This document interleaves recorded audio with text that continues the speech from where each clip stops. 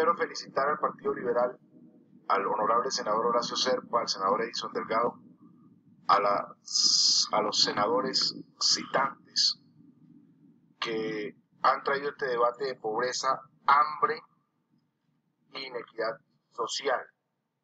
La pobreza, bien como lo decía el doctor Serpa, debe ser mirado como una política de Estado y no de recriminación sobre un gobierno alguno. Y desde ahí, desde niño, escucho hablando que las campañas todas, o casi todas, escucho hablar que para cerrar la brecha y otros. Desde hace rato se viene hablando de pobreza en el país. Hablemos de las causas. El desplazamiento.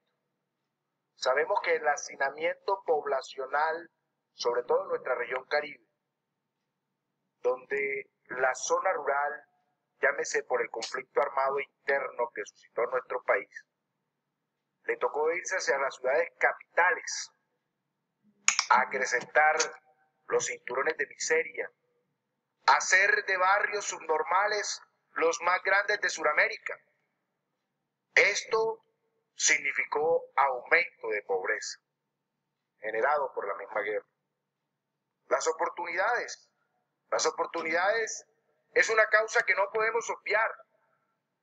Aquí para nadie es un secreto que en nuestra República de Colombia existe un árbol genealógico de la riqueza y un árbol genealógico de la pobreza. Y senador Cene Niño, ahí sí es más fácil que un camello pase por el ojo de una aguja, que un pobre logre reventar ese árbol genealógico del cual el 1% lo logra en este país de los 46 millones de colombianos. El ingreso laboral. Por supuesto que todos estos hacinamientos urbanos generan un subempleo, generan la diferencia que en los 90 y en los 2000 y en el año 2000 se venía marcado entre ciudades de la costa Caribe y ciudades capitales como Bogotá, en donde la calidad del empleo, la oportunidad del empleo, la formalidad del empleo, la misma explotación del empleado se veía marcado en niveles de pobreza ascendente. Por supuesto, el nivel educativo, y por eso los mapas y las estadísticas importantes que a bien nos han traído esta noche los miembros del gobierno nacional están marcados. Señores, en el Chocó sigue existiendo un déficit educativo, el cual el Estado tiene el compromiso de entrar a minimizar. Las estadísticas no mienten y las mismas causas. La concentración de la pobreza, definitivamente, y lo hemos vivido en la región Caribe, las ciudades que sirvieron de albergue para estas familias que sufrieron el desplazamiento, llámese social, llámese natural, llámese por grupos armados de la ley, que les tocó vivir hacinados, hicieron lo que hoy llamamos la concentración de la pobreza. Por supuesto, el desempleo. Alguien me decía que para definir la pobreza habría que buscar la terminología en términos muy técnicos más apropiada. Yo lo quiero hacer muy breve, como lo leía en algún estudio de la región Caribe. La pobreza es ausencia de vivienda. Señor ministro de Agricultura, usted ha dicho aquí una gran verdad y esperemos de que ese reto usted lo logre solventar. El país se encuentra en mora como Estado en el tema de vivienda rural. Históricamente, son muchas las viviendas siniestradas que no se le han podido entregar a los campesinos en nuestro país. Y queremos desconcentrar las ciudades y queremos devolver al campesino al campo. Pero señor ministro de Agricultura, usted con 1.2 billones de pesos que tiene en el presupuesto, le va a tocar casi que imposible devolver al campesino a hacer lo que le toca, a producir la materia prima para que no esté en la gran ciudad o en la mediana ciudad sirviendo de mototaxista, de unos cuantos que se apoderan del mercado de la mototaxi. Esa es la verdad de nuestras regiones. Aquí no hay otra. Por supuesto que se ha disminuido los niveles de pobreza multidimensional al señor director encargado del DPS en la región urbana. Claro que sí, porque hay mucha mejor vivienda, las 100.000 viviendas gratis así lo indican. Pero cuando en el área rural permanece el 40% de pobreza multidimensional y existe pobreza extrema en más del 50%, significa que muchos de los campesinos les toca ir a vivir hacinados en las familias en ciudades como Cartagena y Barranquilla, donde por una casa pequeña viven hasta 12 personas. Por supuesto que se ha avanzado. Señor ministro, ahí hay que felicitarlo porque nos habló con la verdad. Y la verdad es que estamos mal en vivienda rural. Y la verdad es que aquí no se ha hecho un juicio crítico y sensato en vivienda rural porque se dice de que se quiere la paz en las regiones apartadas de nuestro país, en la zona rural, pero el campesino no tiene vivienda. Recordemos que hasta hace poco, señor ministro de Agricultura, se cofinanciaban los proyectos de vivienda rural con el 20% del Sistema General de Participaciones de los municipios. Entonces, señores, ¿por qué no se ha avanzado en el área rural? Educación. Se ha tenido una mejora significativa con la gratuidad de la educación en básica primaria. Pero creemos, con todo el mayor respeto, de que por supuesto se ha avanzado y son las estadísticas mejores que en los 90 y que en los principios del 2000 y que hoy se ha mejorado significativamente la educación.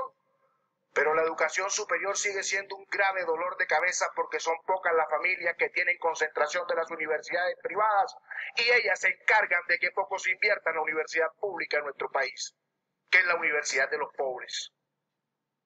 ¿Cuándo vamos a ser capaces de romper esa línea generacional de los grandes dueños de universidades en nuestro país? ¿Cuándo seguiremos contando las universidades privadas con los dedos de la mano?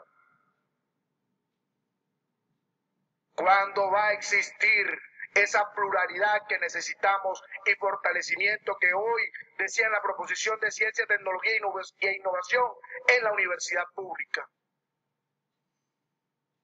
Por supuesto, el trabajo se ha mejorado significativamente y ha cabalgado de cifras binominales a cifras uninominales. Yo quiero creer de que se ha avanzado y que ha disminuido el desempleo, así vea muchas mototaxis en mi región. La salud, por supuesto, que ha sido una política del Estado, de la universalidad del régimen subsidiado, y por eso hoy podemos decir de que se tiene una cobertura de 23 millones de colombianos con régimen subsidiado. Por supuesto que sí.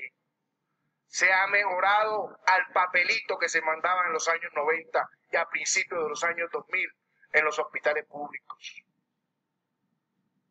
Pero por supuesto faltan muchas cosas en materia de salud y en materia de bienestar y de alimentación.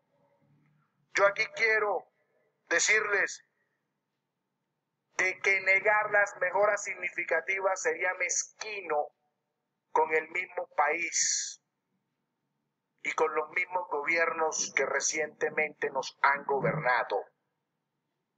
Y tendríamos que ser un poco de objetividad en la materia. Yo hago una sugerencia. 2 minutos, senador. Sugerencias muy respetuosas porque aquí no solamente el Congreso de la República se prepara para identificar el problema, sino que tiene que ser propositivo. El ICBF, proposición muy respetuosa, fue creado en 1968. En el 2006 se introdujo la alimentación con énfasis en la educación, en los niños. Y en el 2011 hicimos un verdadero, y lo digo porque hago parte de la Comisión Séptima, un verdadero retroceso, porque desde el 2010 vengo haciendo debates al Instituto Colombiano de Bienestar Familiar, en el famoso PAE. Eso que aprobamos en la ley 1450 fue una improvisación. Desde 1968, las madres comunitarias, las interventorías del PAE, se obtuvo un aprendizaje en todo lo que tenía que ver con alimentación escolar, pero se le derivó esta responsabilidad al Ministerio de Educación Nacional y el Ministerio de Educación Nacional se lo derivó a los entes territoriales departamentales y vino el famoso tema de contratación de ley 80 y había niños en el año 2012 que en el primer trimestre no tuvieron alimentación. Hay que mirar cómo devolvemos ese error histórico que cometió este Congreso de la República. Porque la tarea no se ha aprendido. Y lo peor, con la misma plata del SGP se pagaron interventorías que anteriormente asumía el Instituto Colombiano de Bienestar Familiar. Senadores, que tenemos muchos más. Un minuto, senador. Con todo lo que había aprendido, hombre, ¿por qué nos vamos a devolver al DPS? Hombre, qué bueno que nos haya dicho que esas bases de datos están obsoletas. Aquí hay que mirar realmente quién no tiene aseguramiento, quién no tiene CIPEN y cuál es el nivel de puntaje adecuado para cada familia. Para mirar con certeza lo que le corresponde a cada territorio en la famosa Ley 715. Por supuesto, al Banco Agrario, el tema de la vivienda rural. Y yo quiero por último decirles que en materia de salud, escuché hablar de acciones de promoción y prevención. Mire, en materia de salud se habla de prevención de la desnutrición en los niños.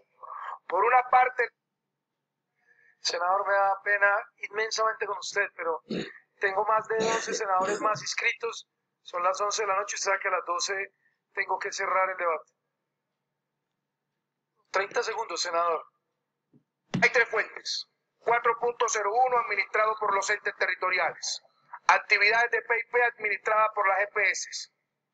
Y por supuesto otros programas de prevención que están contemplados en rubro de salud pública. ¿Por qué no articulamos y hacemos una sola política de erradicación de la pobreza, erradicación del hambre y que sea en un solo articulador y se eviten tantas fuentes de financiamiento como tantos programas para tantos niveles de sesgo en la administración de lo que queremos, que es la erradicación de la pobreza en el país? Muchísimas gracias. A usted, senador, parece que ya está el video, me ha dicho el senador Alexander López, y después seguimos con los senadores inscritos.